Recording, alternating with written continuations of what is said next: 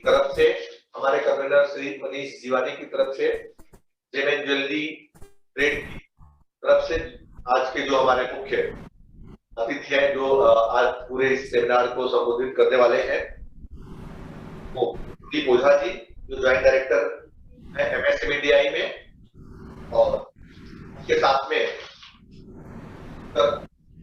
के वर्मा जी, रवि प्रकाश जी। मैं आप तीनों महानुभाव का DJPC की तरफ से हार्दिक स्वागत और अभिनंदन करता हूं। कार्यक्रम की रूपरेखा इस तरह से होगी कि इमीडिएटली जैसे ही हम अपनी स्पीच है 30 सेकंड के अंदर विराम करेंगे, उसके बाद सर आप जो है अपना प्रेजेंटेशन प्रारंभ करेंगे और जो भी ऑडियंस के क्वेश्चंस आएंगे उसका आंसर जो है अंत में देंगे। मैं ऑडियंस में जो DJPC के मेंबर जुड़े हैं उन सबका भी DJPC के तरफ से हार्दिक स्वागत और अभिनंदन करता हूं। इस लगातार जो हम वेबिनार्स कर रहे हैं, आप सब लोग उसमें ज्वाइन हो रहे हैं और तमाम नई जानकारियों से अपने को अपडेट करते हुए अपने बिजनेस को आगे बढ़ा सके, इसी शुभकामना को ध्यान में रखते हुए अपने कार्यक्रम को डे बाई डे प्रतिदिन दैनिक आधार पे इस तरह के वेबिनार्स का आयोजन कर रहे हैं। तो मित्रों, मैं अधिक समय नहीं लूंगा। एक बार पुनः मृणाली, मैं मिथिलेश पांडे और श्री मनीष तिवारी जो कन्वीनर हमारे हैं, इनके मार्गदर्शन में हम इस वेबिनार को लगातार कर रहे हैं। उन सब की तरफ से आप सबका फिर से हार्दिक अभिनंदन करता हूं। और अब मैं प्रदीप सर से आग्रह करूंगा कि सर आप जो है अब कमान संभालें और आगे का ट्रेड का हमारा जो मार्गदर्शन है वो करें। मुझे लगता है कि आपके इस मार्गदर्शन से निश्चित तौर पे हमारे जो MSME सेक्टर्स के छोटे व्यापारी बंधु हैं, यहाँ जुड़े हैं, वो जो है लाभान्वित होंगे। मनीष भाई, आपको कुछ कहना है कि कार्यक्रम पे सीधे स्टार्ट करें सर? नहीं, शुरू करें। बस हम तो यही चाहते हैं कि आपके मार्गदर्शन से हमारे मेंबर्स को बेनिफिट होवे और वो भी मोटिवेट होवे, क्योंकि ज्यादातर स्कीमें जो है वो एग्जीक्यूशन में चैलेंजेस आती है। तो आप उनका मार्गदर्शन करेंगे तो निश्चित तौर पे उनको भविष्य में लाभ तो मिलेगा। मनीष भाई, ओझा सर आपसे निवेदन है कि सर आप जो है अब कार्यक्रम को प्रारंभ करें। धन्यवाद।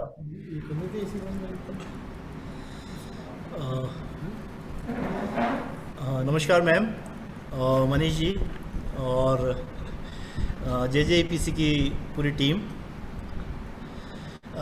मैं सबसे पहले तो मैम की प्रशंसा करना चाहूँगा। यहाँ पर समय समय पर आवाज़ आ रही है मैम आपको हमारी? आपकी आवाज़ आ रही है। समय समय पर मैम जो है बहुत इनिशिएटिव लेके काफ़ी जो एंटरप्रेन्योर्स की क्वेरीज़ हैं उनको हम तक पहुँचाती हैं और हम कोशिश करते हैं कि उसका हम समाधान करें। साथ ही जो है JJPC के मंच से काफ़ी मैम का इंटरेक्शन हम लोगों से रहता है, तो मुझे बड़ी खुशी होती है कि इस तरह से इनिशिएटिव लिया जा रहा है और हम भी कुछ हेल्प करते हैं।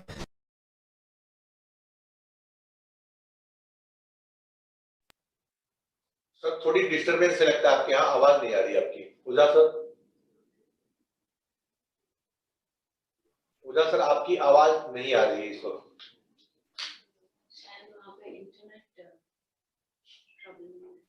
थोड़ा नेटवर्क इश्यू है, मुझे लगता है थोड़ी। सभी लोग हमारे बहुत ही इंडस्ट्री के जो लोग हैं एक बहुत स्ट्रगल के दौर से गुजर रहे हैं और स्पेशली जेम्स ज्वेलरी सेक्टर तो बहुत ही ज़्यादा स्ट्रगल कर रहा है और काफ़ी समय से स्ट्रगल कर रहा है।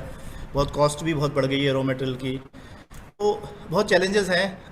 तो मैं सभी जो भी हमारे उद्यमी भाई जुड़े हुए हैं उनके भी जुनून का, उनकी भी हिम्मत का, पूरे हमारे कंट्री का जितने भी उद्यमी हैं उनको भी मैं यहाँ प्रेस करने का मौका मैं छोड़ना नहीं चाहूँगा कि इतनी दुखद घड़ी में जहाँ इतने हम सब लोग साथ मिलके खड़े हैं और मुझे उम्मीद ही नहीं, पूरा विश्वास है कि हम लोग डेफिनेटली इस प्रॉब्लम को पार करेंगे अपने सबके सहयोग से, सब लोग मिलके, और डेफिनेटली जो है हम लोग इस प्रॉब्लम को सॉल्व करके आगे बढ़ेंगे और हमारा कंट्री आगे बढ़ेगा। हमारा जेम्स ज्वेलरी जो बहुत बड़ा एक सेक्टर है ये भी आगे बढ़ेगा, ये मेरे को पूरा विश्वास है। आज जैसा कि इनवाइट में भी है मेंशन, हम लोग मिनिस्ट्री ऑफ MSME की कुछ स्कीम्स या कुछ पॉलिसीज़ पे हम यहाँ डिस्कशन करेंगे और ये हमारा प्रेजेंटेशन 3 सेगमेंट में रहेगा। सबसे पहले हम लोग उद्यम पोर्टल जो अभी लॉन्च हुआ है रिसेंटली, इसमें जो मेन फीचर्स हैं, साइलेंट फीचर्स हैं, किस तरह से हम ले सकते हैं, क्या इसका प्रोसेस है और क्या इसमें टर्नओवर कहाँ से लिया जाता है, किस तरह से इसमें आईटी रिटर्न से डेटा लिया जाता है, एक व्यक्ति कितने फाइल कर सकता है, इन सब पे चर्चा की जाएगी। दूसरी बात जो है, हम लोग कुछ हमारे जो उद्यमी हैं उनके पेमेंट से रिलेटेड जो इश्यूज़ हैं उस पर हम डिस्कस करेंगे कि किसी उद्यमी का अगर कोई पेमेंट है, जैसे जेम्स ज्वेलरी के लोगों का काफ़ी अमाउंट ज़्यादा होता है क्योंकि रॉ मटेरियल कॉस्ट ज़्यादा है, उसको डिले पेमेंट से कैसे हम लोग उसमें करें, डिले पेमेंट से कैसे उसको हम सॉल्व करें। एक बहुत अच्छा प्लेटफॉर्म है ट्रेड्स, उसके बारे में हम चर्चा करेंगे। और मैडम से भी मैं रिक्वेस्ट करूँगा कि ट्रेड्स के ऊपर अलग से सेशन भी आप रखना चाहें, क्योंकि आज ज़्यादा कवर नहीं हो पाएगा, हम जस्ट एक उसको इन्फॉर्मेशन ही दे पाएंगे। तो उस ट्रेड्स को कैसे अडॉप्ट कर सकते हैं लोग, और बहुत लोग अडॉप्ट कर रहे हैं, उससे पेमेंट्स की प्रॉब्लम कैसे सॉल्व हो सकती है, और चैम्पियन पोर्टल पे भी हम थोड़ा सा डिस्कस करेंगे। उसके बाद हम लोग गवर्नमेंट स्कीम्स जो हमारी हैं उसके ऊपर डिस्कशन करेंगे। तो मेरे साथ मेरे दो काबिल अफसर भी हमारे साथ हैं आज। तो सबसे पहले जो है हम लोग चर्चा करते हैं जो हमारा उद्यम रजिस्ट्रेशन है उसके ऊपर, और मैं स्क्रीन शेयर कर रहा हूं और मेरे जो साथी हैं ऑफिसर मिस्टर एम के वर्मा जी, वो इसमें थोड़ा संक्षिप्त में बताएंगे। स्क्रीन पूछ लीजिए। तो सभी को ये स्क्रीन नजर आ रही है? हाँ, आ रही है। Okay okay, thank you. Okay, GJEPC India का आभार और धन्यवाद करना चाहूँगा जिन्होंने इस कार्यक्रम के माध्यम से हमें मौका दिया आप लोगों से जुड़ने का, और आप लोगों को जो हमारी मिनिस्ट्री ऑफ MSME स्कीम्स हैं उसके बारे में डिस्कशन करने का मौका दिया। तो मैं शुरुआत करता हूँ। नेक्स्ट,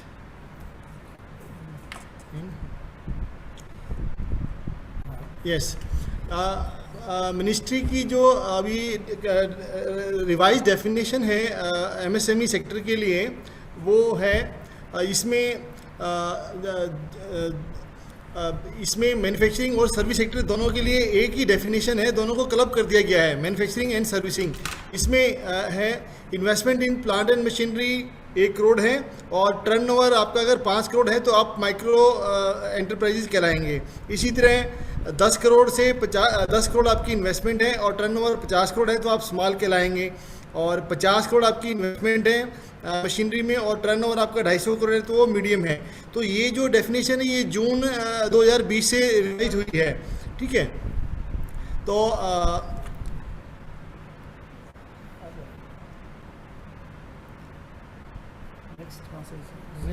क्या हाँ, इसमें जो उद्यम रजिस्ट्रेशन जिसे हम MSME रजिस्ट्रेशन बोलते हैं, उसकी जो ऑफिशियल वेबसाइट है हमारी, दैट इज़ udyamregistration.gov.in है, और इस पे जो न्यू एंटरप्राइजेज हैं उसके लिए भी प्रोविज़न है, वो अपना रजिस्ट्रेशन कर सकता है, और जो एग्जिस्टिंग एंटरप्राइजेज है वो भी अपने आप को माइग्रेट कर सकता है। मींस जिनके पास अपना पुराना उद्योग आधार है वो अपने आप को माइग्रेट करें उद्यम रजिस्ट्रेशन सर्टिफिकेट के लिए। तो इसमें अलग अलग टैब है, न्यू के लिए अलग टैब है और जो एग्जिस्टिंग एंटरप्राइजेज है उनके लिए अलग टैब है। तो न्यू वाले न्यू पे क्लिक करें और जो एग्जिस्टिंग वाले हैं एग्जिस्टिंग पे क्लिक करें। तो इसमें जो न्यू एंटरप्राइजेज हैं वो उसका जो जब वो रजिस्ट्रेशन करता है ऑनलाइन, तो वो उसका जो भी उसका सेल्फ डिक्लेरेशन है इन्वेस्टमेंट के रिगार्डिंग, उसका जो डिटेल है यूनिट का, कहाँ यूनिट है, बैंक था और वो प्रोप्राइटरी फर्म है जो भी है, तो वो उसका सेल्फ डिक्लेरेशन बेसिस के ऊपर है। और उसमें जो इन्वेस्टमेंट है वो उसने जो 31 मार्च जिस साल में वो जिस भी साल में उसने अपना ITR रिटर्न फाइल किया है, 31 मार्च तक जो उसने वो इन्वेस्टमेंट किया है वो फिगर उसमें उसने डालनी होती है, ठीक है। तो ये प्लांट एंड मशीनरी और इक्विपमेंट के बारे में है।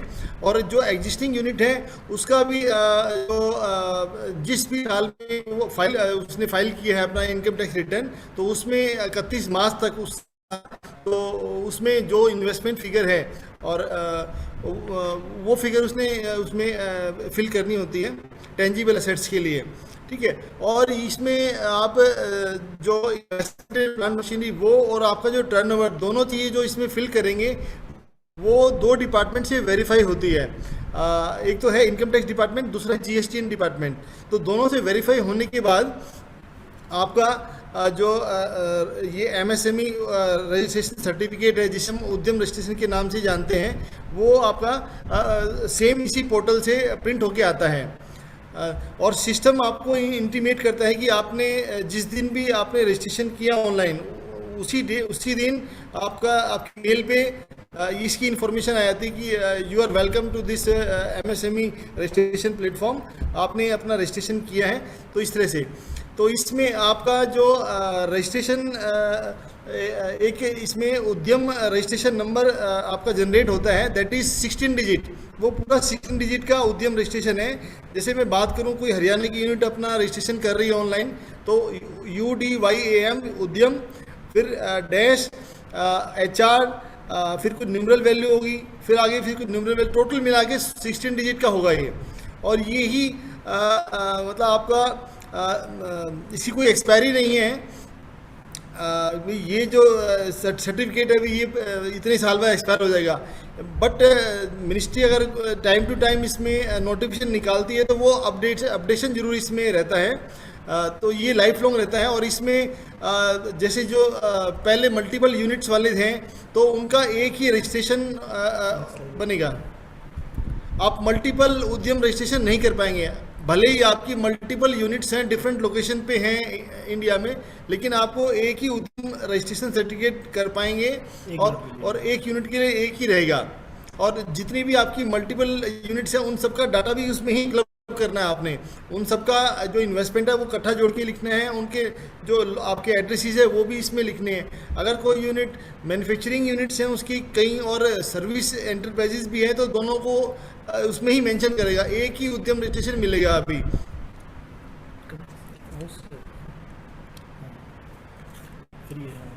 अब इसमें जो रजिस्ट्रेशन प्रोसेस है it is totally free of cost और ये फुल्ली ऑनलाइन है। और जो गवर्नमेंट की हमारी वेबसाइट है मिनिस्ट्री की udyamregistration.gov.in, यही ऑथेंटिकेट ऑफिशियल वेबसाइट है मिनिस्ट्री की। इसी पे आपको अपना उद्यम रजिस्ट्रेशन करना है और इसमें कोई डॉक्यूमेंट आपने अटैच नहीं करना, कोई प्रूफ इसमें अटैच नहीं करना, ठीक है। ड्यूरिंग रजिस्ट्रेशन प्रोसेस इसमें सिंपल आपके आधार और पैन दोनों की रिक्वायरमेंट पड़ती है। आप सिंपली अपना आधार नंबर लिखें, उसको वैलिडेट करें, एक OTP आएगा आपके जो रजिस्टर्ड मोबाइल नंबर है आधार से। उसके बाद फिर बाकी का जो हिस्सा है इस फॉर्म का वो खुलेगा, उसमें रेस्ट इन्फॉर्मेशन आप फिल करें, जैसे आपका पैन नंबर है, क्या GST लिया है, येस और नो बताना है, उसमें GST नंबर नहीं लिखना है। उसके बाद फिर आपका यूनिट का नाम हो गया, आपका लोकेशन ऑफ यूनिट का पूरा एड्रेस हो गया, आप मैन्युफैक्चरिंग एंटरप्राइजेज हैं या सर्विस एंटरप्राइजेज है वो कैटेगरी आपने सेलेक्ट करनी है। क्या प्रोडक्ट बनाते हैं वो भी आपने सेलेक्ट करना है। NIC 2 डिजिट 4 डिजिट और 5 डिजिट जो कोड है वो आपने ऑनलाइन सेलेक्ट करना है इसके अंदर। और उसके बाद फिर आपका investment in plant and machinery, turnover, आपका एम्प्लॉयमेंट कितने हैं, मेल फीमेल अदर सारा जोड़ के, एंड देन फाइनली फिर आपको एक OTP आता है फाइनल सबमिशन करने से पहले। उसके बाद फिर आपका एक 16 डिजिट का उद्यम रजिस्ट्रेशन नंबर जनरेट हो जाता है, उद्यम HR, फिर कुछ न्यूमरल वैल्यू टोटल जोड़ के 16 डिजिट का है वो, ठीक है। तो ये इसका रजिस्ट्रेशन का तरीका है, प्रोसेस है। और इसमें बहुत ही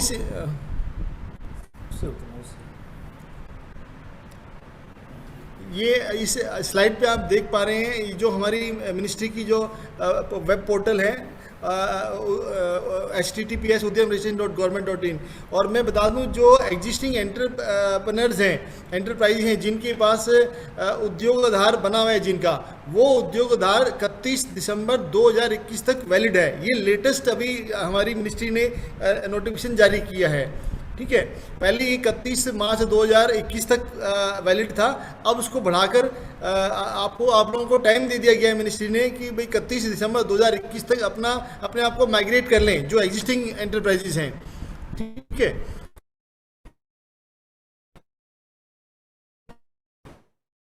तो ये है, तो 5 से 10 मिनट लगते हैं इसके रजिस्ट्रेशन करने के लिए। तो हाँ, बहुत बहुत धन्यवाद वर्मा जी। और अभी क्वेश्चन आंसर सेशन में भी हमारे साथ बने हुए हैं वर्मा जी। और मैं रवि निवेदन करूंगा कि वो थोड़ा सा जो डिले पेमेंट है, पेमेंट के इश्यूज हैं। मैं self Ravi Prakash, assistant director, ministry of MSME association का धन्यवाद करता हूं, और हमारे ज्वाइंट डायरेक्टर श्री प्रदीप ओझा जी का धन्यवाद करता हूं, जिन्होंने मुझे मौका दिया कि इस इम्पोर्टेंट जो सब्जेक्ट है डिले पेमेंट से रिलेटेड, इस पर मैं बोल सकूं और आपको जो इसके रिलेटेड पॉलिसी है गवर्नमेंट ऑफ इंडिया की वो आपको बता सकूं। तो मेरा जो सब्जेक्ट है डिले पेमेंट और ट्रेड्स, देखिए दोनों ही है। उधार में किसी को बेचते हैं और आपकी जो पेमेंट है वो आफ्टर 45 डेज, आफ्टर 50 डेज जब होती है तो उससे रिलेटेड है। इसमें सबसे पहला जो है, जैसा आप स्क्रीन पे भी देख पा रहे हैं, एमएसएमई समाधान डिले पेमेंट मॉनिटरिंग सिस्टम। ये जो सिस्टम है एमएसएमई डेवलपमेंट एक्ट 2006 के तहत गवर्नमेंट ने जो प्रोविजंस किए हैं, जब आप अपने जो गुड्स हैं वो उधार में बेचते हैं और आपकी पेमेंट जो बायर है वो टाइम पे नहीं करता, तो आप किस तरह से अपनी पेमेंट करते हैं।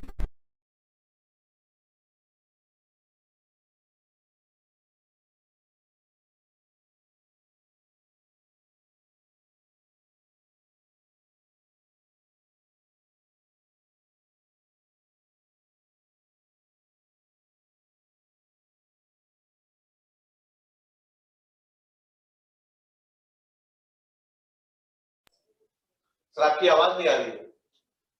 24 सर आपकी आवाज नहीं आ रही, जरा थोड़ा सा क्लोज करके माइक बोलना पड़ेगा आपको। सेक्शन 15 क्या कहता है कि कोई भी जो सेलर है, जब वो अपने गुड्स या सर्विसेज जो है किसी बायर को ऑन क्रेडिट सेल करता है, तो बायर जो है विद इन 45 डेज उसकी पेमेंट करेगा, एमएसएमई की जो पेमेंट है वो करेगा। क्योंकि आप जेम एंड ज्वेलरी से रिलेटेड हैं, आपकी जो पेमेंट्स हैं काफ़ी हैवी अमाउंट्स में रहती हैं, तो आपके लिए ये सिस्टम काफ़ी बेनिफिशियल रह सकता है। इसके बाद सेक्शन 16 जो है वो ये कहता है कि अगर कोई बायर, हेलो प्रदीप सर, हमारी आवाज सुन पा रहे हैं? हेलो प्रदीप सर, आप हमारी आवाज सुन पा रहे हैं? हाँ जी। अभी कुछ समय तक आपकी आवाज ऑडियंस, हाँ, सुन पा रहे हैं। अभी कुछ समय तक आपकी आवाज ऑडियंस नहीं सुन पा रही थी, जरा रिपीट करेंगे जो आपने बातें कही। ओके, हाँ, हो सकता है नेट इशू रहा होगा। हाँ, रिपीट कर रहा है। तो सर एमएसएमई समाधान से रिलेटेड हम लोग डिस्कस कर रहे हैं डिले पेमेंट से रिलेटेड 2006 में। इसमें कोई भी एमएसएमई यूनिट अगर उसकी पेमेंट है बायर विद इन 45 डेज नहीं का है, तो वो अपनी पेमेंट के लिए इस सिस्टम के तहत अप्लाई कर सकता है।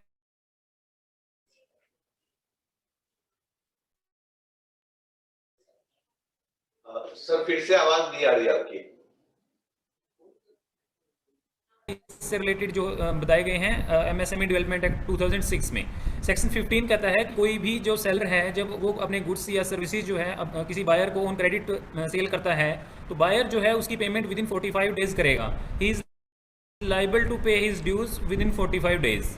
उससे नेक्स्ट जो सेक्शन है सेक्शन 16, वो ये कहता है कि अगर कोई बायर विद इन 45 डेज उसकी पेमेंट नहीं करता है, तो सेलर जो है he is eligible for compound interest, यानी जो बायर है उसको इंटरेस्ट उसकी पेमेंट करनी होगी, और जो इंटरेस्ट रेट है that is calculated on compound interest rate and at the rate of 3 times the rate which by RBI.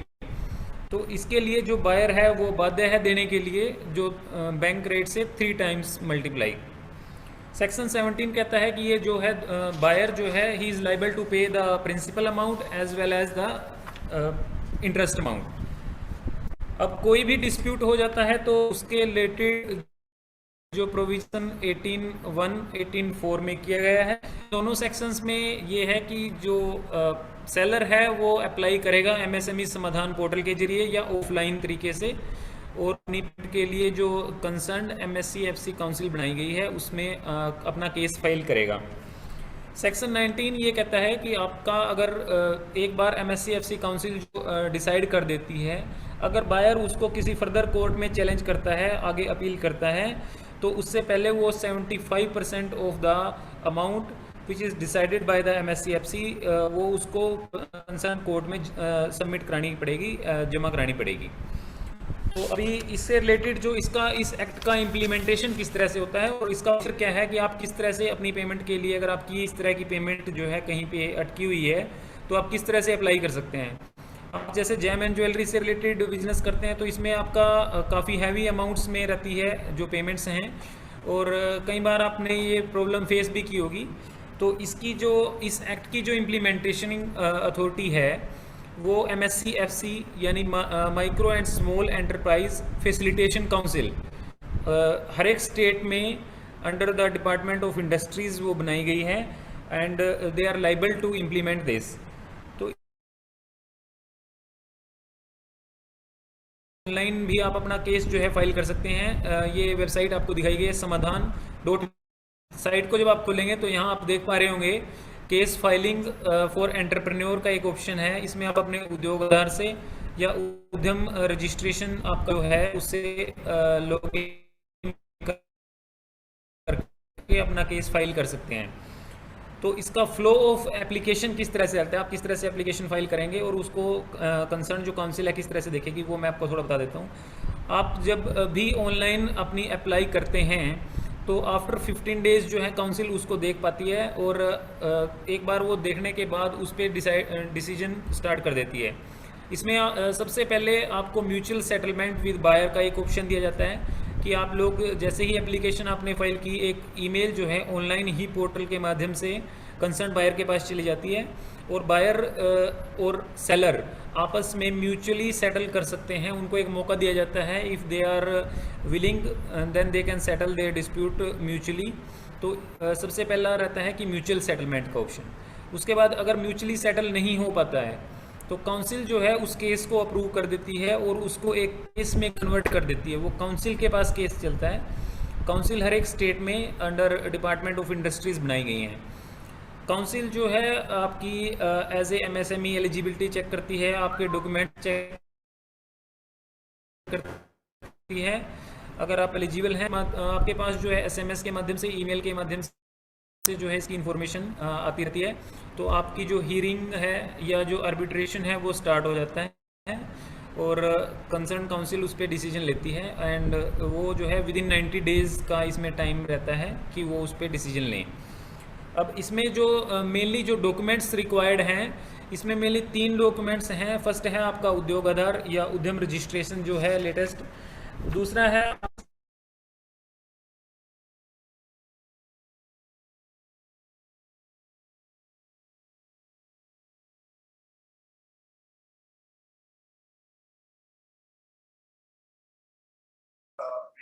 Sir आपकी आवाज नहीं आ रही है।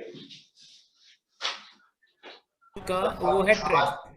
प्रदीप जी एक बार फिर से रिपीट करेंगे? ग्रेटली सॉरी, आपकी आवाज फिर से करीब 30 सेकंड तक नहीं आ पाई। तो सर ये मैंने जैसे आपको फ्लो ऑफ एप्लीकेशन बताया, जो MSME समाधान पोर्टल पे जो एप्लीकेशन का प्रोसीजर है ये आप अपनी स्क्रीन पे देख भी पा रहे होंगे। इसमें पहला जो ऑप्शन रहता है म्यूचुअल सेटलमेंट का रहता है कि आप अपना जो म्यूचुअली सेटल कर लें बायर और सेलर जो है। उसके बाद अगर नहीं हो पाता है तो केस जो है MSCFC काउंसिल है उसके पास चला जाता है, और आपके पास जो है SMS या ईमेल के माध्यम से इंफॉर्मेशन उस चलती है और आर्बिट्रेशन के जरिए उसका डिसीजन हो जाता है। अगर आप बायर उसमें डिसीजन के बाद भी जो अवार्ड मनी है उसको देने से आनाकानी करता है या कोई फर्दर अपील करता है, then he is liable to deposit 75% award money before the court in which he is appealing. तो इस तरह से आप MSME जो समाधान पोर्टल है samadhan.msme.gov.in इसका लाभ जो है उठा सकते हैं, और अपनी कोई भी अगर आपकी डिले पेमेंट है तो उसको निकलवा सकते हैं। और जो केस है वो आप ऑफलाइन या ऑनलाइन दोनों तरीके से फाइल कर सकते हैं। इसमें जो इसका जो जुरिस्डिक्शन रहता है, जिस स्टेट में आप सेलर है उसी स्टेट की काउंसिल के पास ये केस हियरिंग के लिए जाता है। Buyer can be located anywhere in India. Buyer कहीं का भी हो सकता है, परंतु सेलर जो है जिस स्टेट का है उसी काउंसिल के पास ये केस रहता है। तो इसका लाभ जो है आप लोग सभी भी उठा सकते हैं। अगर आपकी पेमेंट कहीं पे अटकी हुई है तो आप इस सिस्टम के जरिए, इस पॉलिसी के जरिए, इस एक्ट में जो प्रोविज़न है उसके ज़रिए अपनी पेमेंट जो है निकलवा सकते हैं। दूसरा जो मेरा विषय है वो है ट्रेड्स। आप इसके बारे में शायद कई लोगों ने सुना भी होगा और इसके यूज़ भी इसको किया होगा। Trade receivable discounting system. देखिए, जो भी तक मैंने बताया वो था डिले पेमेंट से रिलेटेड, कि आपने जो पेमेंट है वो आपकी नहीं हुई है विद इन 45 डेज़, उसके बाद आप MSCFC जो काउंसिल है उसके पास जाते हैं और अपनी पेमेंट के लिए अपील करते हैं। ये जो सिस्टम है ट्रेड्स, ये वो है कि आपने अभी क्रेडिट पे अपने गुड्स को सेल किया है और आपको पैसे की रिक्वायरमेंट है, तो आपके जो रिसीवेबल हैं, ट्रेड रिसीवेबल, उसको आप किस तरह से डिस्काउंट करवा सकते हैं, एक ऑनलाइन सिस्टम के जरिए, एक ट्रांसपेरेंट सिस्टम के जरिए, एक नोटिफाइड सिस्टम के जरिए। और बायर से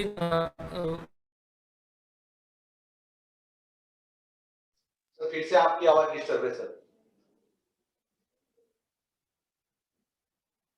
सर आपकी आवाज नहीं आ रही सर।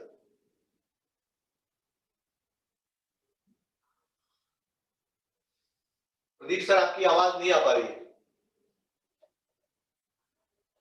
PSU और any other as notified by RBI।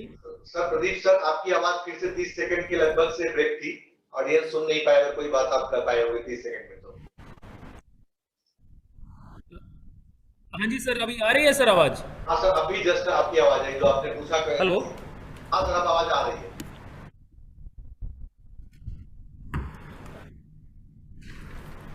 Pradeep sir आप दोबारा। अभी सर आ रही है आवाज? हाँ सर अब आवाज आ रही है, आप दोबारा रिपीट करिए क्योंकि लोग क्वेश्चन आ रहे हैं कि आपका आवाज नहीं सुन पा रहे।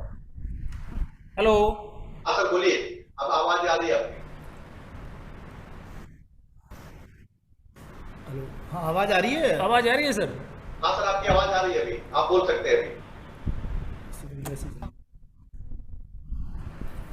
हाँ जी सर, मैं बता रहा था ट्रेड्स प्लेटफॉर्म के बारे में। ये जो है RBI द्वारा 2014 में नोटिफाई किया गया है ट्रेड रिसीवेबल डिस्काउंटिंग सिस्टम। तो इस सिस्टम के तहत कोई भी MSME यूनिट वो अपने जो ट्रेड रिसीवेबल हैं उनको डिस्काउंट करा सकती है और उसकी जो पेमेंट है वो रिसीव कर सकती है। द बायर और एनी कॉर्पोरेट और any entity that is notified by RBI। तो इसमें ट्रेड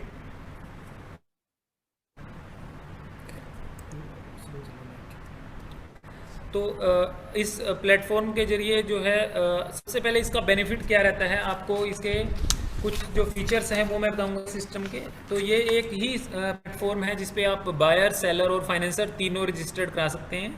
इसमें कोई पेपर वर्क नहीं रहता, ये टोटली ऑनलाइन है। और जो आपके ट्रेड्स रिसीवेबल हैं वो जो डिस्काउंटिंग जो होती है वो कम्पिटिटिव रेट्स पे होती है और बिडिंग के जरिए होती है।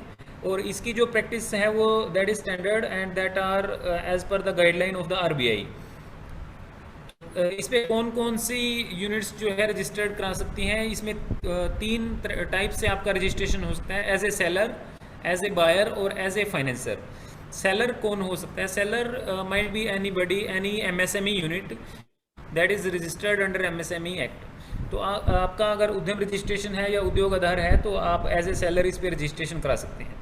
दूसरा बायर है, जो बायर कोई भी कॉरपोरेट, कोई भी कंपनी, कोई भी गवर्नमेंट डिपार्टमेंट, कोई भी PSUs और any entity as permitted by RBI वो इस पे एज ए बायर रजिस्ट्रेशन करा सकती है। तीसरा रहता है फाइनेंसर। इस पे मेनली 3 ही पार्टीज हैं, सेलर जो है और बायर और फाइनेंसर। फाइनेंसर कोई भी bank, non banking financial institutions, कोई भी any other institution as permitted by RBI। तो 3 इस पे मेनली एंटिटीज़ जो है रजिस्टर्ड हो सकती हैं। अब इसके लिए 3 प्लेटफॉर्म जो नोटिफाइड हैं RBI द्वारा। फर्स्ट है Rexil.in, M1 एक्सचेंज और invoicemart.com। इन तीनों पे जो है रजिस्ट्रेशन MSME के लिए फ्री ऑफ कॉस्ट रहता है और कोई भी MSME इस पे रजिस्ट्रेशन करा सकती है। इस सिस्टम को यूज़ करने के लिए आपका जो है बायर भी इस पे रजिस्ट्रेशन होना चाहिए और उस पे जो सेलर हैं वो पहले से ही रजिस्टर्ड जैसे हैं, दोनों रजिस्टर्ड हों। साथ में जो फाइनेंसर है वो उस पे पहले से ही रजिस्टर्ड रहते हैं बैंक्स जो है।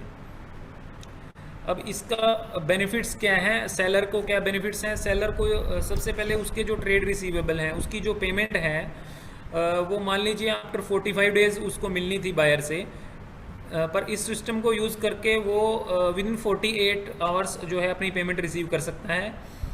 तो उसके लिए ये काफ़ी बेनिफिशियल रहता है। इस तरह से कैपिटल डिप्लॉयमेंट में उसको काफ़ी, क्योंकि जो पेमेंट है वो उसकी एट ए टाइम निकल आती है, तो उसको कहीं growth and for purchasing raw material and other works, इसमें पेपर वर्क कोई नहीं रहता, बिल्कुल ट्रांसपेरेंट सिस्टम है, ऑनलाइन है।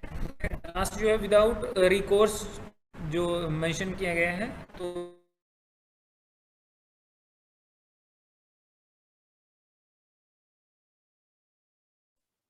आपकी आवाज नहीं आ रही। The date from the date, इस डेट पेमेंट जो है बायर ने फाइनेंसर को करनी है, उस डेट पे बायर किन्हीं कारणों से पेमेंट नहीं कर,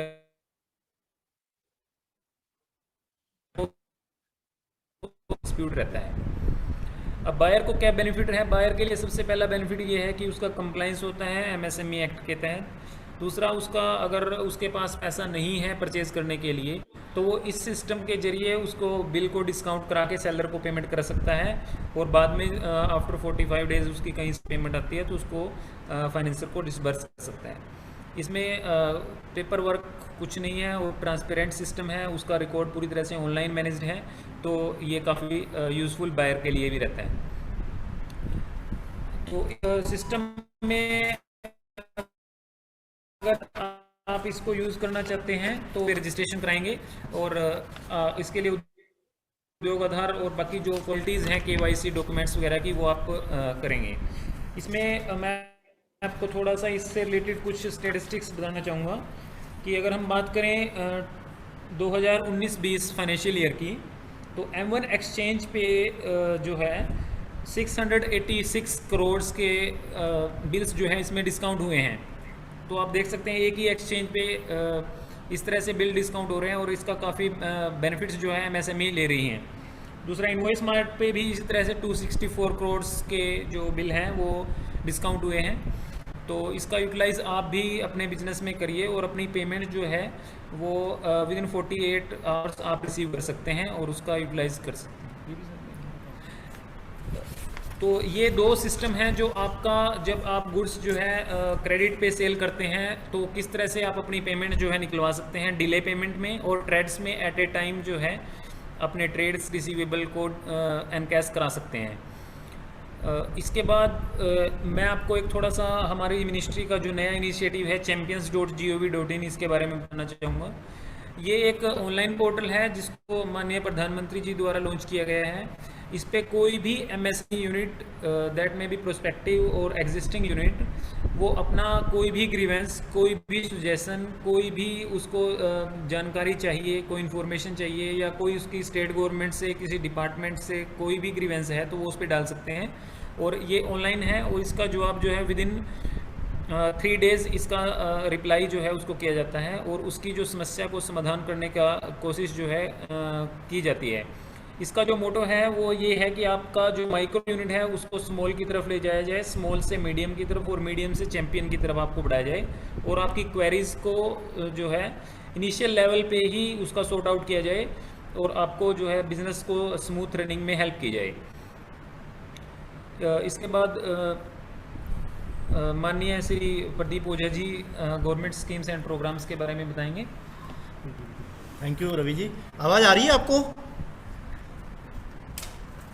जय किसी से मैं पूछना चाहूँगा होस्ट से, आवाज़ आ रही है हमारी और स्क्रीन विजिबल है? आ रही है आवाज़ आ रही है, ठीक है।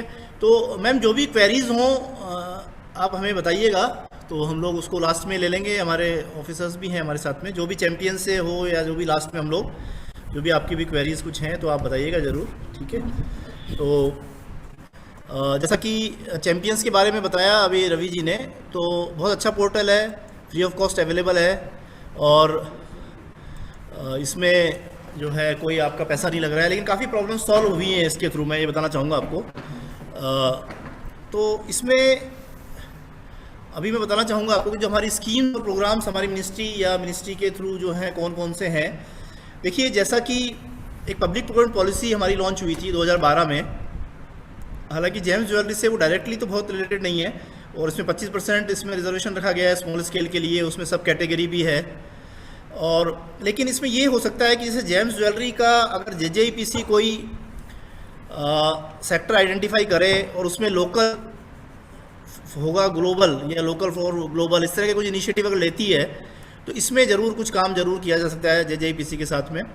और इसमें EMD का एग्जम्पशन है, और गवर्नमेंट में जो भी परचेस करेगा स्मॉल स्केल वाला अगर कोई पार्टिसिपेट करता है, और मेक इन इंडिया के तहत भी अगर हम ऐसा कुछ प्रोडक्ट जो कि हम बाहर से ले रहे हैं, इंपोर्ट कर रहे हैं, उस पर कुछ काम कर रहे हैं, तो उसमें भी DPIIT की काफ़ी इनिशिएटिव्स यहाँ पर हैं। अगर हमें कोई छोटा उद्योग चालू करना है, छोटा स्मॉल, किसी गांव में, कहीं छोटा मोटा, किसी शहर में भी कर सकते हैं, जिसका इन्वेस्टमेंट 25 लाख तक है मैन्युफैक्चरिंग में, तो उसके लिए एक PMEGP एक बहुत फ्लैगशिप स्कीम है हमारी, और बहुत इसमें फंड भी डिसबर्स हो रहे हैं थाउजेंड्स ऑफ करोड्स में, और इसमें 10% से लेकर 35% तक है। ये स्कीम पूरी तरह से ऑनलाइन है। आपको PMEGP ऑनलाइन kviconline.gov.in जो यहाँ पे दिया गया है, इस लिंक पे आपको क्लिक करना है, और इसमें आप एलिजिबल आपकी एप्लीकेशन बैंक को भेज दी जाएगी, बैंक अगर उसमें सूटेबल मानता है, और 10 लाख तक विदाउट कोलेट्रल और 25 लाख तक भी काफ़ी अमाउंट जो है विदाउट कोलेट्रल कवर इसमें किया जाता है। स्टैंड अप इंडिया के बारे में सभी लोग जानते हैं।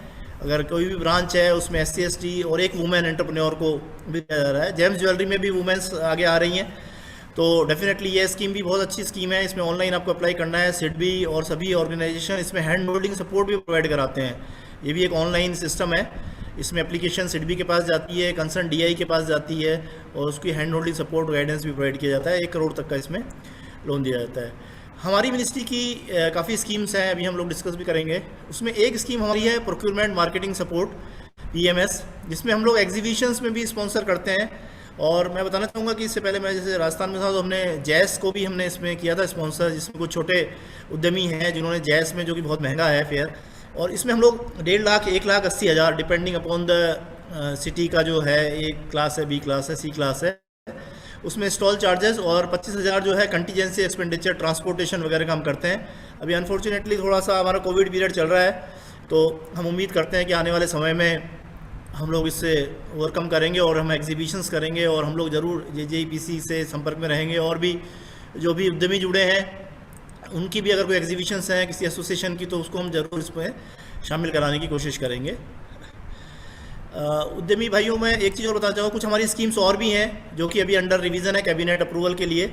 मैं संक्षिप्त में यहाँ पे आपको बताता हूँ। जैसे एक तो हमारी credit link capital subsidy scheme है, जिसमें 15% सब्सिडी देते हैं कोई भी आप नई टेक्नोलॉजी ले रहे हो उसके लिए। इसके अलावा एक इंक्यूबेशन की स्कीम है, जिसमें कोई भी इंजीनियरिंग कॉलेज है या कोई टेक्निकल इंस्टीट्यूट है, या इवन JJEPC भी अगर अपना कहीं टेक्निकल कहीं सेटअप है, वहाँ भी कुछ सेटअप करना चाहे इंक्यूबेशन सेंटर, तो उसमें जो इंक्यूबेटी है उनको 15 लाख और 20 लाख अलग अलग सेगमेंट हैं, उस तरह का उसमें बेनिफिट दिया जाता है। पिछले साल भी हमारे काफ़ी अप्रूव हुए हैं। अभी मुझे उम्मीद है 1 या 2 महीने में ये सभी स्कीमें अप्रूव हो जाएंगी, तो हम सभी लोग इसका बेनिफिट ले पाए। डिज़ाइन वाली जो स्कीम है उसमें भी जेम्स ज्वेलरी में, हालांकि जो जेम्स ज्वेलरी का तो मतलब ही डिज़ाइन है, लेकिन कोई अगर आउट ऑफ बॉक्स कोई डिज़ाइनिंग कर रहा है, कोई मटेरियल का यूज़ करके कर रहा है, कोई नई चीज़ कर रहा है उसमें, तो वो भी डिज़ाइन में उसको ले सकते हैं। और इसमें भी जो है 15 से लेकर 45 लाख तक का इसमें प्रोविज़न है, जो कि इंडिविजुअल प्रोजेक्ट के लिए और ग्रुप प्रोजेक्ट के लिए है। लीन मैन्युफैक्चरिंग में भी मैं आपको बताना चाहूँगा कि हमारी स्कीम पहले भी थी और ये अगेन अंडर अप्रूवल है। अगर ये अप्रूव हो जाती है तो इसमें भी जो यूनिट्स हैं उनको lean practices, lean management practices adopt करने के लिए, कंसल्टेंट हायर करने के लिए इसमें जो भी पैसा है वो दिया जाता है। और मैं आपको बताना भी चाहूँगा कि मेरे को सूरत में मैंने कुछ समय पहले विज़िट किया था, और वहाँ काफ़ी लीन मैंने यूनिट्स देखी, और उनको देख के वाकई में ताजुब हुआ किस तरह से वो लोग काम कर रहे हैं। तो ये भी एक अच्छी स्कीम रहेगी। IPR की भी हमारी स्कीम है, जिसमें हम लोग ट्रेडमार्क कोई लेता है उसको हम रिम्बर्स करते हैं, कोई पेटेंट लेता है तो उसके लिए भी करते हैं। जेड में भी जो है प्रोसेस इंप्रूवमेंट, सिस्टम इंप्रूवमेंट के लिए है। तो ये सभी स्कीमें हमारी भी हैं, लेकिन ये जस्ट अंडर अप्रूवल हैं। 1 और 2 महीने में ये इम्प्लीमेंट हो जाएंगी, तो मुझे लगता है सभी उद्यमी लोग इसका बेनिफिट ले पाएंगे। क्लस्टर का मतलब है कि ग्रुप ऑफ पीपल मिलके अगर काम करें, जहाँ पे JJEPC अच्छा रोल प्ले कर सकता है, ग्रुप ऑफ इंडस्ट्रीज भी अच्छा रोल प्ले कर सकती है। और मैं आपको बताना भी चाहूँगा कि साउथ में हमारे गोल्ड से रिलेटेड कुछ क्लस्टर्स भी लगे हैं, हमारे gold, silver jewellery, artificial jewellery से रिलेटेड। तो इससे रिलेटेड भी हमारी 2-3 स्कीम है, वो मैं यहाँ शॉर्ट में डिस्कस कर रहा हूँ। एक है हमारी कॉमन फैसिलिटी सर, CFC जो आपको लगाना है। इसमें अभी जो स्कीम है, अगर मान लीजिए कुछ ज्वेलर्स जो है मैन्युफैक्चरिंग के यूनिट्स हैं, वो मिलके 20 लोगों का एक ग्रुप बनाते हैं, सेक्शन 8 कंपनी बनाते हैं, लगभग आसपास हैं, जरूरी नहीं है कि एक ही ज़िले में हो, लेकिन नियर बाई रीजन में हो, आजकल जो छूट दी गई है।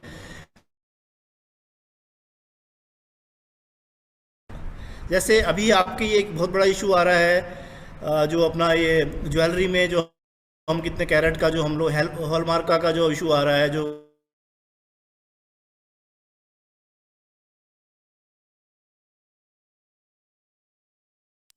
आपकी आवाज नहीं आ रही फिर से। कोई कॉमन फैसिलिटी लगाना चाहें तो इसमें आप लगा सकते हैं। इसमें सर मैं आपको इंटरव्यू करूंगा कि 20 आप- करोड़ में 10% सर देना होगा। सर एक सेकंड, आपकी आवाज भी आपने बीच में 30-32 सेकंड तक नहीं सुनाई पड़ी, तो आपने क्या कहा, रिपीट कर सकते हैं सर? ओके ओके, हाँ हाँ बिल्कुल, प्लीज़ प्लीज़। तो मैं यहाँ डिस्कस कर रहा था, अभी आ रही है आवाज़? जी सर बिल्कुल आ रही है।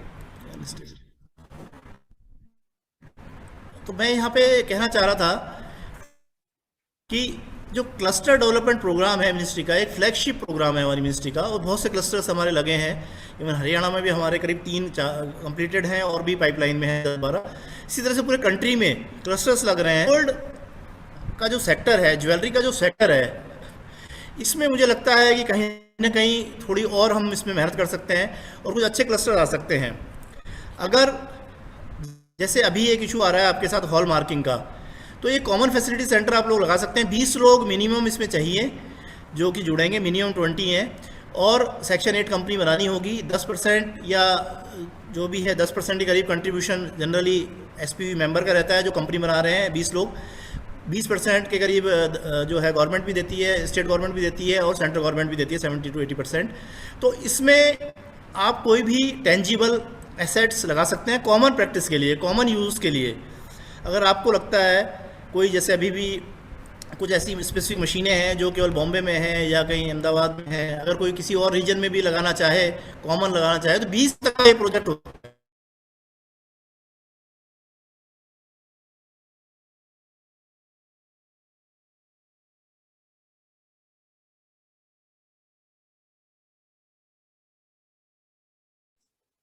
सर आवाज नहीं आ रही है। प्रदीप सर, सर आवाज नहीं आ रही है, क्या सुन पा रहे हैं? करता हूँ, इसमें शायद लिमिट भी अभी हमारी बढ़ने वाली है। मतलब मैं ऑफ द रिकॉर्ड आपको बता रहा हूँ कि कुछ प्रपोज है, तो 30 करोड़ तक ये हो जाएगा मोस्टली। तो इसमें हम लोग को अच्छा टेंजिबल एसेट्स लगाएं अब सब लोग मिलके, और एक अच्छा इसमें जो है लोगों को फैसिलिटेट करें। चाहे वो कोई मान लीजिए कोई डायमंड का है, उससे रिलेटेड कोई सॉफ्टवेयर है उसकी चेकिंग के लिए, तो इस तरह की चीज़ें कुछ हम लोग ज़रूर इसमें कर सकते हैं, ऐसा मेरा मानना है। एक स्कीम हमारी ये है। दूसरी इसमें है कि अगर कोई हम इंफ्रास्ट्रक्चर लगाते हैं, ठीक है, और इंफ्रास्ट्रक्चर में अभी जो सबसे अच्छा चल रहा है वो फ्लैटेड फैक्ट्री कॉम्प्लेक्स है।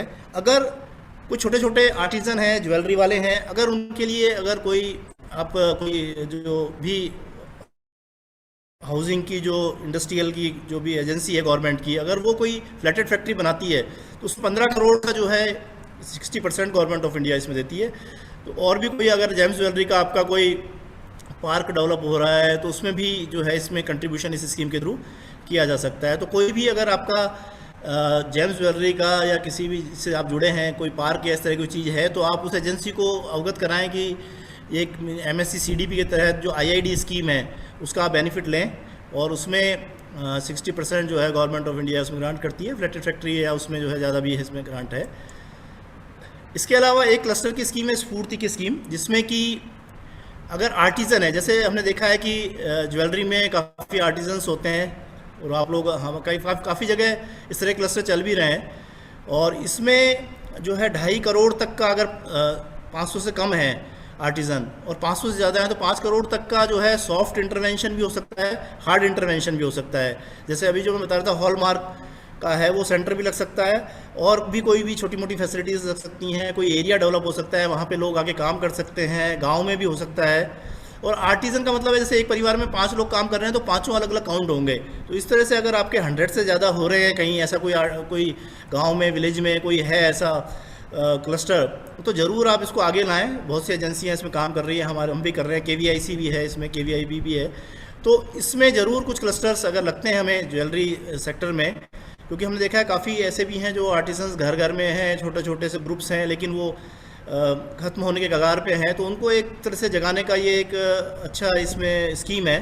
तो इसके तहत आप लोग रॉ मटेरियल बैंक बना सकते हैं, ट्रेनिंग सेंटर खोल सकते हैं, डिज़ाइन डेवलपमेंट सेंटर खोल सकते हैं। तो ये हमारी कुछ जो है क्लस्टर से रिलेटेड स्कीम्स थी। तो आज का जो हमारा बेसिकली प्रेजेंटेशन इन्हीं 3-4 चीज़ों पे फोकस था कि एक तो उद्यम रजिस्ट्रेशन था हमारा मेन, उसके बाद में चैम्पियंस, जैसा कि बताया रवि प्रकाश जी ने, बहुत अच्छा प्लेटफॉर्म है। बैंकर्स की प्रॉब्लम्स हों, चाहे स्टेट गवर्नमेंट की प्रॉब्लम हो या किसी और डिपार्टमेंट की प्रॉब्लम हो, तो उसका प्रयास ज़रूर किया जाता है और काफ़ी हद तक जो है उसमें समाधान भी मिलता है। बल्कि हमने यहाँ तक देखा है कि कुछ डिले पेमेंट के केसेस जो होते हैं वो भी चैम्पियंस के थ्रू सॉल्व हो जाते हैं। और उसके अलावा ट्रेड्स जो है वो बड़ा टॉपिक है, जैसा कि मैंने मैडम को शुरू में बताया था कि अगर ट्रेड्स के बारे में डिटेल में जानकारी चाहिए तो हम लोग अलग से सेपरेटली एक उसके लिए एक प्रोग्राम कर सकते हैं कि किस तरह से उसमें डिस्काउंटिंग की जाती है, किस तरह से उसमें जो है मनी का ट्रांजिशन होता है, किस तरह से बेनिफिट उसमें मिल सकता है। तो बाकी हमारी स्कीम्स के बारे में हमने आपको बता ही दिया है। तो हमारी तरफ से अभी इतना है। हम है कुछ अगर चैट बॉक्स में भी है तो प्लीज़ मैम आप हमें बता सकते हैं या इसके पहले कि मैं चैट बॉक्स में जो क्वेश्चन आंसर आए हैं सर, स्क्रीन से जो है आप प्रेजेंटेशन हटा लें तो आप रूबरू हो पाएंगे पब्लिक से, जो ऑडियंस जुड़ी है। तो इसके पहले कि मैं चैट बॉक्स के क्वेश्चंस लूं, मैं ऑडियंस से भी एक रिक्वेस्ट करना चाहूंगा सर, बीच बीच में कुछ न कुछ टेक्निकल वजह से जो है व्यवधान आते रहे हैं, जिसकी वजह से आपकी आवाज क्लैरिटी बराबर नहीं थी, कुछ लोग नहीं सुन पाए थे। तो आप जो भी पार्टिसिपेंट्स हैं उनसे मैं निवेदन करूंगा कि आप अपना ईमेल आईडी, मोबाइल नंबर जो है चैट बॉक्स में निश्चित तौर पे डाल देंगे जब डिस्कशन चल रहा है उस दौरान या डिस्कशन के बाद में, जिससे कि कंप्लीट डिटेल्स इस वेबिनार का हम आपको व्हाट्सएप के माध्यम से या ईमेलर्स के माध्यम से आप तक पहुंचा सके, और जो चीजें आपकी मिस हो गई है तो आप दोबारा उसको सुन सके और समझ सके। तो मेरा आप सभी से आग्रह रहेगा जो DGAPC के मेंबर्स यहाँ पे जुड़े हुए हैं कि आप चैट बॉक्स में अपना ईमेल आईडी और मोबाइल नंबर निश्चित तौर पर डाल दें, जिससे कि जो भी इंफॉर्मेशन है मैं आपको प्रोग्राम के बाद में या कल तक कुछ शेयर कर सके। तो सर हम अभी आप हमारी आवाज को सुन पा रहे हैं सर? प्रदीप जी? हाँ सुन पा रहे हैं। कुछ चैट बॉक्स में कुछ क्वेश्चंस हैं, अगर आप ले सके, हम भी देख रहे हैं वैसे। तो इसमें फर्स्ट क्वेश्चन एग्जैक्टली उसका आंसर जनरल जैसा ही है, MSME आल्सो एक्सपोर्ट, तो एक्सपोर्ट के लिए ही है, एक्सपोर्ट काउंसिल इसको ऑर्गेनाइज कर रही है। मैं आपको बताऊं MSME डेफिनेटली एक्सपोर्ट्स कर सकते हैं। और मुझे तो बताते हुए ये प्राउड है कि हमारी जेमेन ज्वेलरी सेक्टर्स की 85% कंपनियां MSME है, लेकिन इसमें से काफी लोग हैं जो एक्सपोर्ट कर रहे हैं। तो सर मैं जो क्वेश्चन जो एग्जैक्टली आपको आंसर दे रहे हैं उस पे मैं आ रहा हूं। तो उसमें एक प्रश्न है, will discounting facilities will be facilitated from banks and what shall be the interest? इस चैट बॉक्स में ऐसा question, discounting facilities will be facilitated from banks hello and what shall be the interest? हाँ जी sir, hello हाँ जी बोलिए sir. मेरी आवाज़ आ रही है सर आपको? हाँ सर बिल्कुल आ रही है सर। जो बिल डिस्काउंटिंग फैसिलिटी के बारे में ये क्वेश्चन आया है श्री अभिषेक जी से, तो इसके बारे में मैं आपको बताना चाहूँगा कि जैसे मैंने आपको बताया कि 3 पार्टीज़ जो ट्रेड्स के प्लेटफॉर्म है उसमें बेसिकली 3 पार्टीज़ रहती हैं, सेलर, बायर और फाइनेंसर। सेलर जो है वो अपना इनवॉइस जो है पोर्टल पे अपलोड करता है। बायर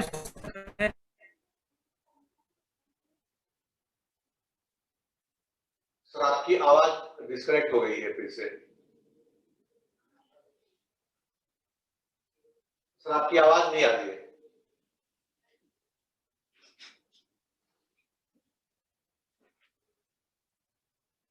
और आपको सिलेक्ट, सर आपकी आवाज नहीं आ रही थी, वो उसको सिलेक्ट भी कर सकते हैं।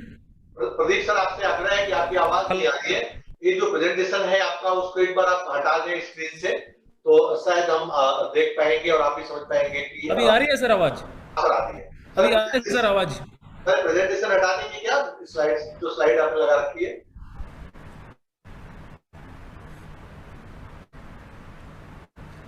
सर अभी हेलो, हाँ सर, अभी आ रही है सर मेरी आवाज़? आपकी आवाज आ रही है। मैं कह रहा था कि प्रेजेंटेशन हटा देंगे तो आप लोगों के लिए विजिबल हो जाएंगे। उसको हटा देंगे, स्क्रीन पे यहाँ पे। Okay sir. तो इससे सर मैं बताना चाहूँगा कि 3 जो हमारे मेन जो पार्टीज़ हैं वो रजिस्टर्ड हैं ट्रेड्स के जो प्लेटफॉर्म हैं उस पर। एक बायर, सेलर और फाइनेंसर। सबसे पहले क्या है कि सेलर जो है वो अपना इनवॉइस उस पर अपलोड करता है, उसके बाद बायर उसको एक्सेप्ट करता है कि हाँ मैंने ये गुड्स जो है इससे। आफ्टर दैट वो फाइनेंसर के पास चला जाता है और मल्टीपल फाइनेंसर पोर्टल पे पहले से रजिस्टर्ड हैं वो उस पर बिडिंग करते हैं।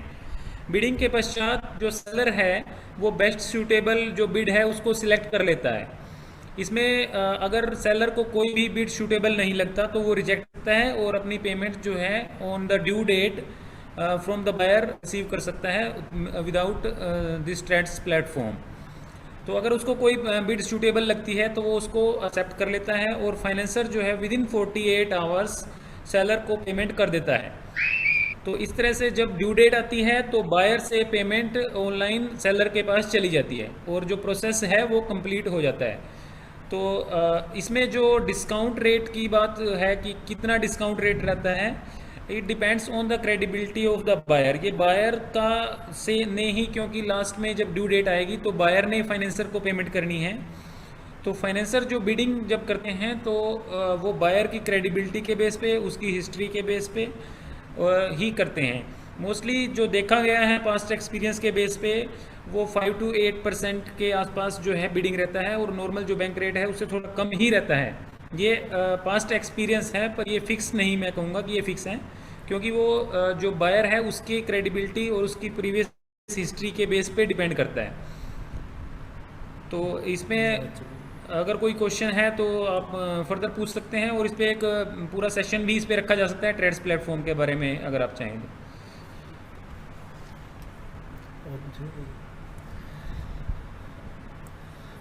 हाँ जी मैम, आवाज़ आ रही है आपको हमारी? सर आपकी आवाज आ रही है। अब दूसरा क्वेश्चन है सर। हाँ, और कोई क्वेश्चन है तो आप बताइए। डू यू गिव, और एनी क्वेश्चन? सर दूसरा क्वेश्चन है, do you give grant for international events and how to apply for it?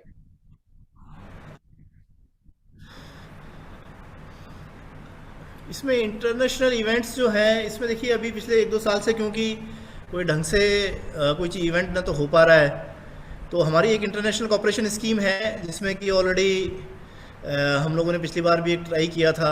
हमारा मुझे याद आ रहा है कि किसी नियर बाई कंट्री में ही था, तो लेकिन वो हो नहीं पाया क्योंकि लॉकडाउन लग गया और उसके बाद से हो नहीं पाया। तो हमारी स्कीम्स तो थी देखो पहले, जिसमें हम एसोसिएशंस को करते थे, ग्रुप्स को करते थे।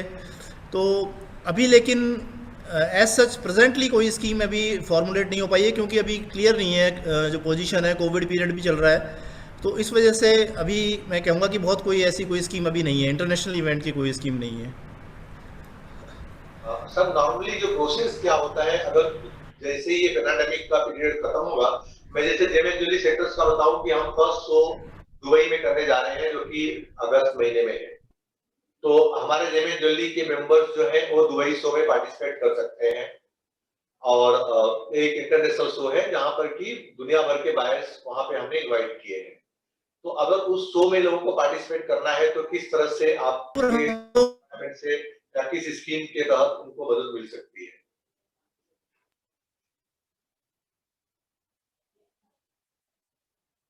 सर हमारी आवाज सुन पा रहे हैं आप?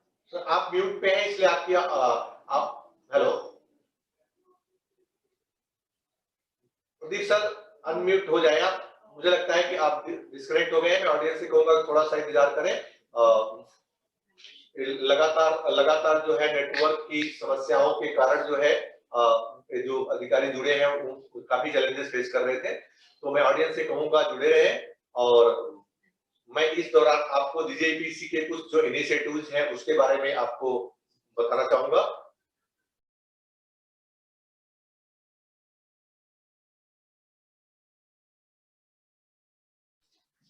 तो मेंबर्स को बताना चाहूंगा कि डीजीआईपीसी ने कुछ इंपॉर्टेंट इनिशिएटिव्स लिए हैं एक्सपोर्ट्स को ध्यान में रखते हुए, जिसमें ईबे की वेबसाइट पे DJPC मेंबर्स के लिए कॉम्प्लीमेंट्री स्कीम चल रही है इस वक्त। आपके ज्वाइनिंग से लेकर के 3 महीने तक ये स्कीम कंप्लीटली फ्री है, आपका कोई चार्ज उसमें पेमेंट नहीं करना है, और आपको कुछ पर्टिकुलर फोकस कंट्री जैसे यूएस, यूके के लिए स्पेसिफिक नंबर ऑफ क्लाइंट्स और इसकी योजना उस ईबे के प्लेटफॉर्म पे अवेलेबल है। तो मुझे लगता है प्रदीप सर अभी फिर से करेक्ट हो गए हैं, तो हम उनको सुनना चाहेंगे अपने स्कीम के बारे में। जो नेशनल डोमेस्टिक फेयर है उसमें डेफिनेटली हमने काफी किए हैं, और उसमें मिनिमम 10 लोग होने चाहिए, मैक्सिमम की कोई लिमिट नहीं है। और इसमें आपको थोड़ा सा पहले बताना होगा, 2-3 महीने पहले, क्योंकि ऑलरेडी आपके प्रोग्राम्स तो काफी पहले प्लान हो जाते हैं, आई थिंक 6-7 महीने पहले। तो उसमें हम लोग डेफिनेटली इसमें आगे बढ़ के और सभी जो है स्टेट से उसमें एप्लीकेशन करवा के उनको बेनिफिट हम लोग दे सकते हैं। और कोई आपका चैट बॉक्स में सर, मैंने जैसे आपसे दुबई फेयर के बारे में बात करी कि दुबई में हमारा एग्जीबिशन जो अगस्त महीने में हो रहा है, अगर उसमें कुछ व्यापारी ग्रुप में या इंडिविजुअल अप्लाई करना चाहें तो किस स्कीम के तहत तो कर सकते हैं?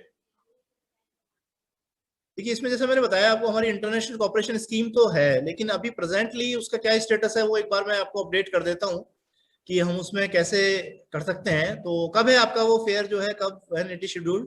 अगस्त महीने में है। अगस्त में है, तो काफी पास में है ये तो। जी सर। चलिए ठीक है, मैं इसका थोड़ा चेक करके आपको बता पाऊंगा, क्योंकि हमारा जो DCMSME की तो कोई स्कीम नहीं है, लेकिन एक निफ्टी की स्कीम थी इंटरनेशनल कोऑपरेशन, उसमें क्या अपडेट है मैं एक बार देख के आपको इसमें अपडेट करूंगा। Okay sir. सर एक और भी प्रश्न है। और कोई question? Sir please explain about MSc CDP, is it online mandatory to submit form?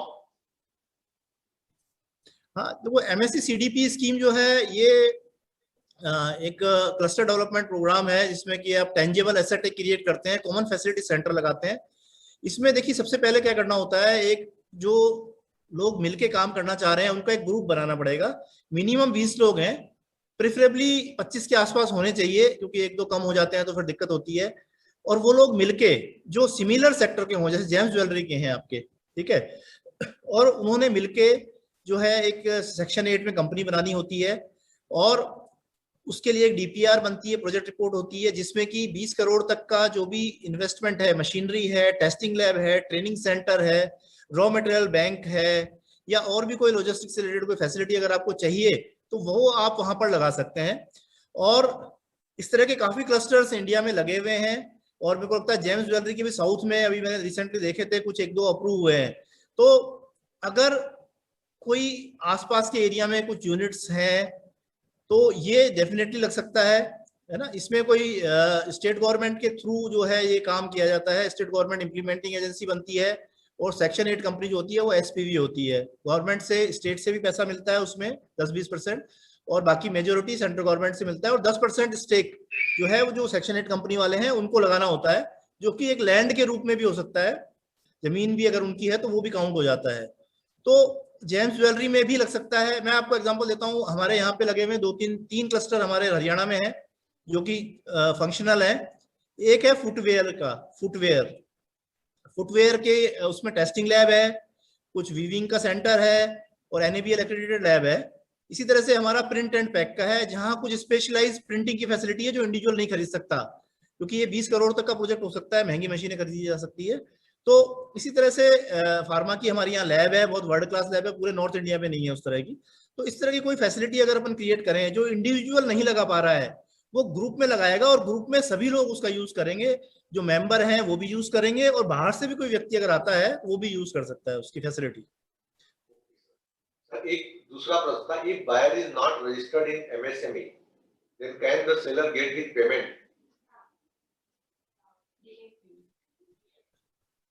Yes sir, अगर बायर जो है MSME रजिस्टर्ड नहीं है तो भी वो अपनी डिले पेमेंट जो है निकलवा सकता है एज पर दिस एक्ट। इसमें जो बायर है that may be government department, any PSU और एनी अदर यूनिट, वो कोई भी हो सकता है। सिर्फ सेलर जो है वो MSME यूनिट होना चाहिए, वो MSME रजिस्टर्ड जो उद्योग आधार है या उद्यम रजिस्ट्रेशन है वो उसके पास होना चाहिए, तभी वो MSFC जो काउंसिल है उसमें जा सकता है। Buyer can be any entity.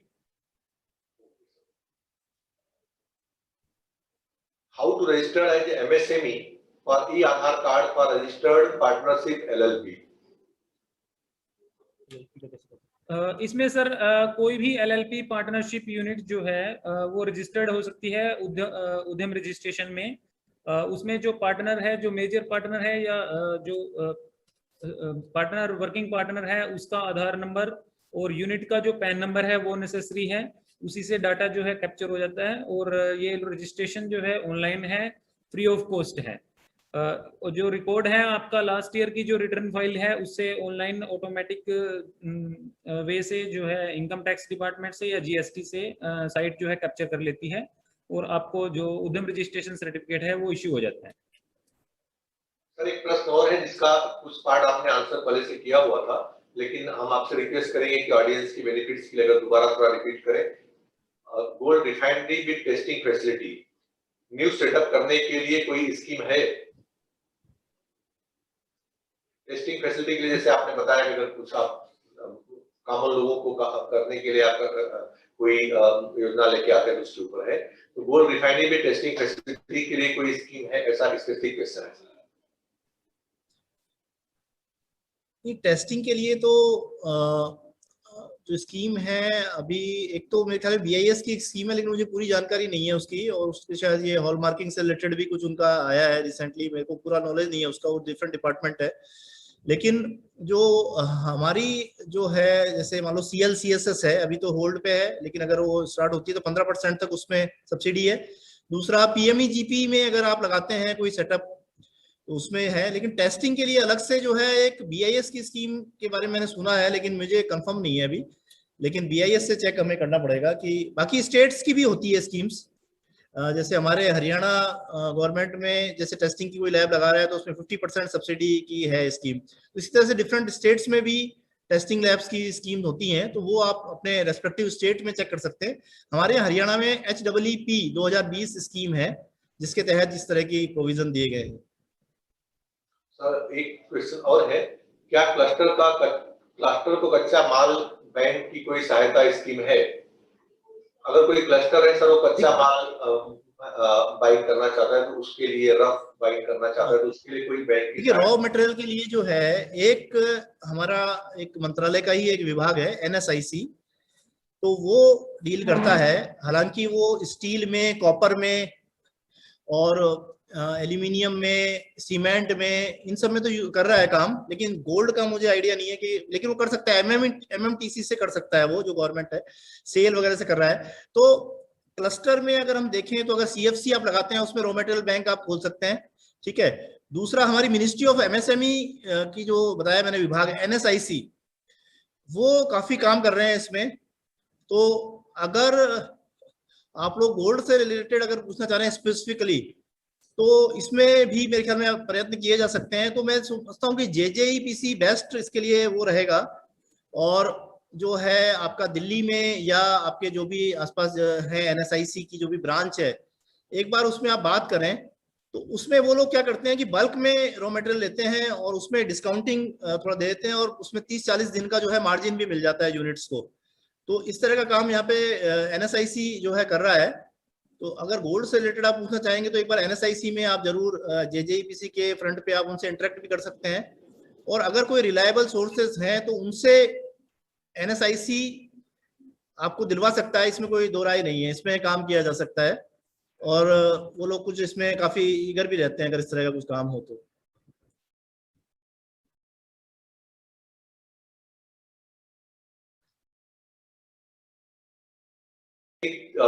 दोबारा रिपीटेड क्वेश्चन है, buyers is not registered in उद्योग आधार portal then can the seller who is registered can get the claim amount? आपने पहले क्लियर कर दिया था। मैं ऑडियंस को बताना चाहूंगा कि जैसे ही सर ने बताया NSIC के बारे में, NSIC के साथ में JJEPC ने कुछ महीने पहले ही MOU साइन किया है, जिसमें NSIC के पोर्टल से आप अगर जेम ज्वेलरी मैन्युफैक्चरिंग मशीनरी आप बाइंग करते हैं तो आपको एक अच्छा खासा डिस्काउंट प्लस जो है बैंक फाइनेंस की भी सुविधा उपलब्ध हो सकती है। उसके बारे में हम जल्दी ही वेबिनार्स करेंगे और आपको इस मैसेज को कम्युनिकेट करेंगे। पास में भी हमने किया था, कुछ लोग उसमें शायद हो सकता है न जुड़ पाए हों, तो रिसेंटली ही NSIC के साथ में हमारा JJEPC का जो MOU हुआ है वो पूरी इंडस्ट्री के लिए हुआ है और हम चाहेंगे कि उसका बेनिफिट्स आप तक पहुंचे, क्योंकि लगातार लॉकडाउन का प्रोसेस चलते रहा है तो मैसेज प्रॉपर्ली आप तक नहीं पहुंच पाया है। तो वो एमओयू आप सबके बेनिफिट्स के लिए है और तमाम और भी ऐसी चीजें उससे जुड़ी हुई है जो आपके दिमाग में होंगी आपके व्यापार के लिए, जो कि लाभप्रद है। तो थोड़ा समय आपको इंतजार करना पड़ेगा, उसको भी लेकर के हम जल्दी आपके पास में आएंगे और जो भी उस बेनिफिट्स है उसके जो बेनिफिट्स एनएसआईसी के अलग से है, जैसा सर ने आपको बताया कि तमाम स्कीम्स उनकी है, रफ सोर्सिंग के लिए भी उनकी कंसोर्टिया स्कीम है, तो उसके बारे में भी हम विस्तार से उस दौरान चर्चा करेंगे और आप तक जो उनकी करंट स्कीम्स आई होगी वहां पहुंचाने का प्रयास करेंगे। सर मैं देख रहा हूँ और भी कोई क्वेरी है, क्वेश्चंस है तो हम आपको तक पहुंचा सकें। इसमें था sir can you once again explain the exports benefit in MSE scheme. तो सर अपने मेंबर्स को मैं बताना चाहूंगा कि सर मैंने आपसे निवेदन किया है कि आप अपना ईमेल आईडी और मोबाइल नंबर यहाँ शेयर कर दें हमारे साथ में, और कार्यक्रम के बाद में 1-2 दिन के अंदर आपके पास में हम पूरा इस कार्यक्रम की यूट्यूब का लिंक और पूरी रिपोर्ट्स आपसे शेयर करेंगे, जिससे कि आपके जो भी डाउट्स हैं, जो भी प्रश्न है, उसका समाधान आपको प्राप्त हो सके। तो मुझे लगता है कि करीब जो भी क्वेश्चंस थे उसका आप अप्रोच रूप से सर आपने आंसर दे चुके हैं, और मुझे लगता है कि आपका मार्गदर्शन हमारे व्यापारी बंधुओं के लिए लाभप्रद होगा और वो तमाम ऐसी चीजों से जिससे अनभिज्ञ रहे हैं उसकी जानकारी प्राप्त कर पाए हैं। सर एक प्रश्न हमारा यही था कि आपका पोर्टल से थोड़ी लगातार शिकायतें जो उद्यम रजिस्ट्रेशन करने जा रहे हैं उनकी तरफ से लोगों को थोड़ी चैलेंजेस आ रही है, तो उसके बारे में अगर कोई इंफॉर्मेशन हो और आप शेयर करना चाहें तो थोड़ा अच्छा होगा हमारे लिए। आपके उद्यम पोर्टल्स के लिए कुछ चैलेंजेस लोग फेस कर रहे हैं पोर्टल में। पोर्टल में एक्चुअली बीच में थोड़ी दिक्कतें आई थी क्योंकि हमें वो जीएसटीएन और उन सब से जो लिंकिंग का इशू था, लेकिन अभी काफी प्रॉब्लम सॉल्व हो गई हैं, कुछ उसमें वर्क भी चल रहा है। और जो प्रॉब्लम्स आ रही थी उसी को देखते हुए जो पुराना यूएएम है उसको भी वैलिडिटी जो है 31 दिसंबर 2021 तक बढ़ा दी गई है, तो इस ईयर एंड तक मतलब वो है हमारे पास समय। और बाकी अगर कोई स्पेसिफिक इशू आता है तो मैं आपको सजेस्ट करूंगा कि आप उसको चैंपियंस पे डालें। हमारे पास भी इशू आए हैं कुछ लोगों के, तो अगर चैंपियंस पे आप उसकी प्रॉब्लम्स डालते हैं तो वो अल्टीमेटली उसको हम रिजॉल्व करते हैं। हम दिल्ली में एनआईसी टीम से भी बात करते हैं, इंडिविजुअल केस को भी लेते हैं, तो मेरे ख्याल में जल्दी ही प्रॉब्लम सभी सॉल्व हो जाएंगी। अभी 80% सॉल्व हो गई हैं और जो 20% कुछ दिक्कतें हैं वो भी सॉल्व हो जाएंगी जल्दी ही।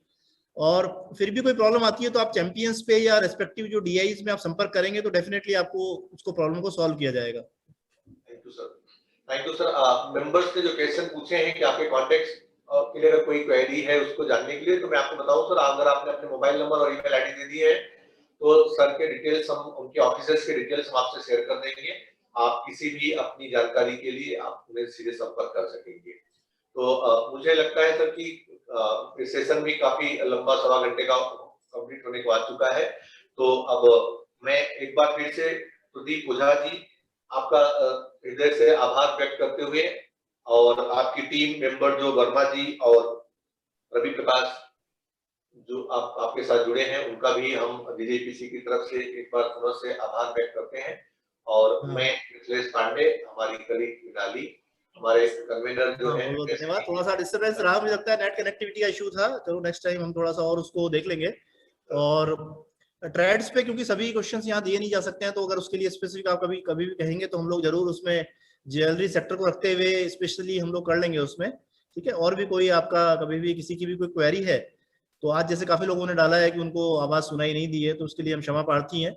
और कोई भी आपकी क्वेरी है, जो भी पार्टिसिपेंट्स हैं, तो मैम के थ्रू हम लोग कनेक्टेड हैं, तो आप बताइए, हम लोग उसको 1-to-1 भी प्रॉब्लम सॉल्व करने की पूरी कोशिश करेंगे। और मैं भी धन्यवाद देना चाहूंगा जेजेपीसी का इस प्लेटफॉर्म के लिए, और आगे भी हम लोग शायद मिलकर जरूर कोशिश करेंगे कुछ अच्छा करें और कुछ जो लोगों को जो भी जानकारी है दे सके। Thank you so much sir, thank you so much.